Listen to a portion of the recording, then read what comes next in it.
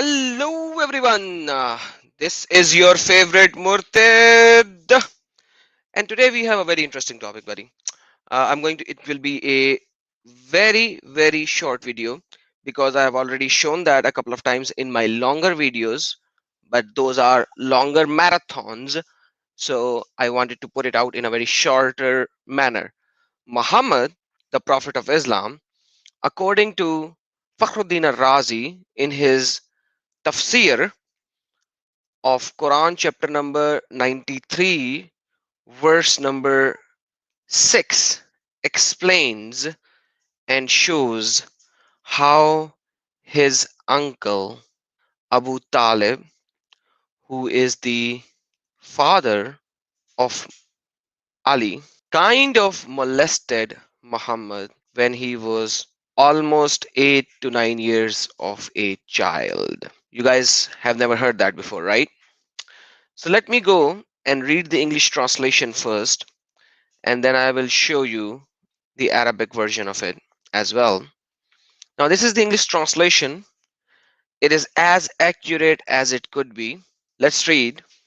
After the death of Abdullah bin Abdul Muttalib, the father of Prophet of Islam, while the mother of the Prophet is still pregnant with him, and then he was born, he was with his grandfather Abdul Muttalib and his mother Amina. Amina died while he was only 2 years of age, and grandfather also died when he was 8 years old.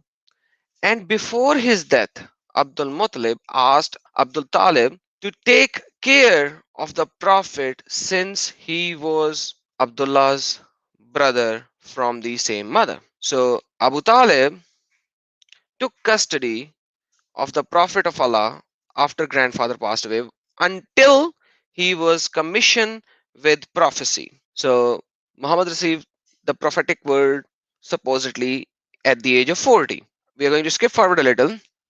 We are going to read the exact line. It has been told that Abu Talib one day said to his brother Al Abbas. So Abu Talib is telling Al Abbas. Abu Talib says, "Do you want to hear about Muhammad and what I saw from him?" Al Abbas said, "Yes, tell me."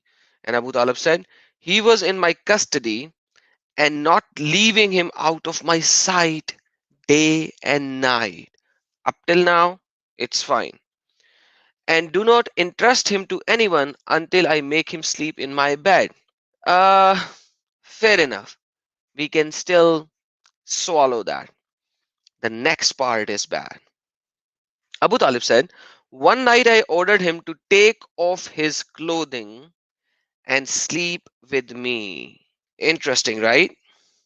So I saw resentment on his face, but hated to show disobedience, and he replied back. So Muhammad hated to do that, but because of the love of his uncle, he couldn't say that. But Abu Talib saw the resentments on his face. But what did Muhammad said to him? "Oh uncle, put away your face until I take off my clothing, as no one should see me naked." So imagine Muhammad is going to be naked. When people says take off the clothes, it does not mean he was be naked. That's the tafsir saying that. So I was puzzled from his response, and I did put my face away until he came to the bed naked. And when he did, there was a dress between both of us that I did not put. So there was a sheet kind of a thing that you take over yourself, something like that. Fair enough.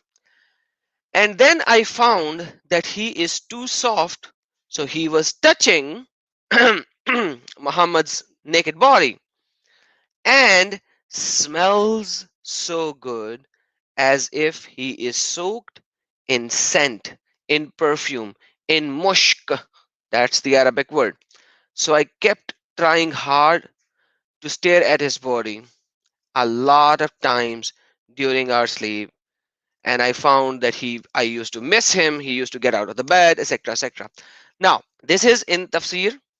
What are the main points over here? Abu Talib requested Muhammad to take off his clothes and come to bed. Point number one, naked. He was trying hard to stare at an 8 years old naked boy. He managed to touch him during his sleep and describes his skin being very soft. He was obviously enjoying the presence of a naked boy as he kept smelling, staring, and touching him. And this should be very, very common in the Badwan community of Muhammad and his uncle, because if we read above over here, Abu Talib is saying, so I was puzzled from his response. So Abu Talib was not expecting that when I will tell a 8 year or 9 years old child to take off his clothes and come into my bed, he should say something like this, that, oh uncle, don't look at my naked body. So we see Muhammad was molested while he was a child by his very own uncle, who is supposed to be acting as his father, as Muhammad is the adopted son for Abu Talib right now. But now this is my source. So let me show you the actual source. This is tafsir that I just told you guys about. Tafsir al-Razi. Okay. This is Tafsir al-Razi. Tafsir al-Kabir al-Razi. Okay. Al-Razi is not a small name. It's a big name. Chapter number 93, ayah number 6. So let me go down over here to see where it is. And it says, Fakana Abu Talib huwa lazi. Okay. So we can take this. Let's zoom in now so that everyone can see. So here we see, we will take a copy of this Ravi Abu Talib to Abbas, and let's take this part here for now, and we will say Google Translate Arabic. You can see it is narrated that Abu Talib said one day to his brother Al Abbas, did I tell you about Muhammad, what I saw from him? He said yes. So he said, I hugged him. Okay. So how can I not leave him for an hour of the night or a day, nor trust him with anyone until I sleep with him in my bed? So I ordered him a night to take off his clothes and sleep with me, and I saw the hatred in his face, but he hated to disagree with me. So this is as much zoom as I can do. Let's take the next rest of the part. Wakala, okay, and it is said, let's just say that. Ta-da-da-da.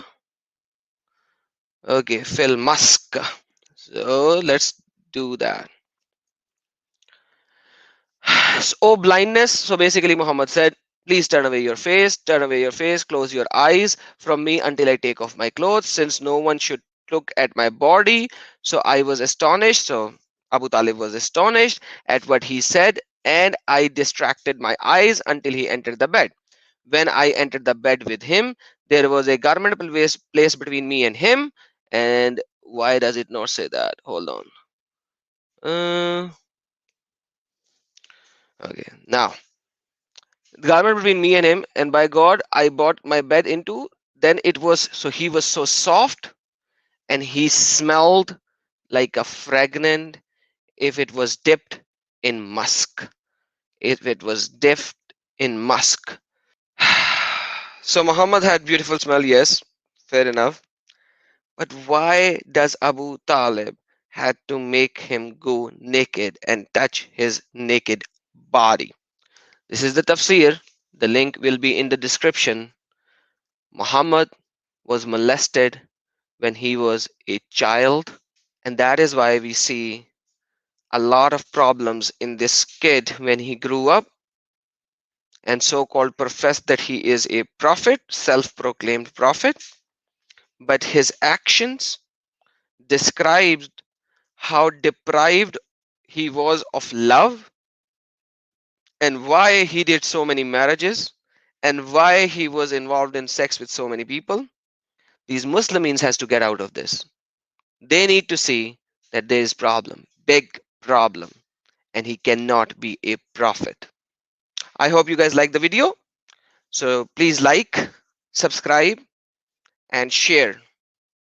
Yeshua Akbarul Azim.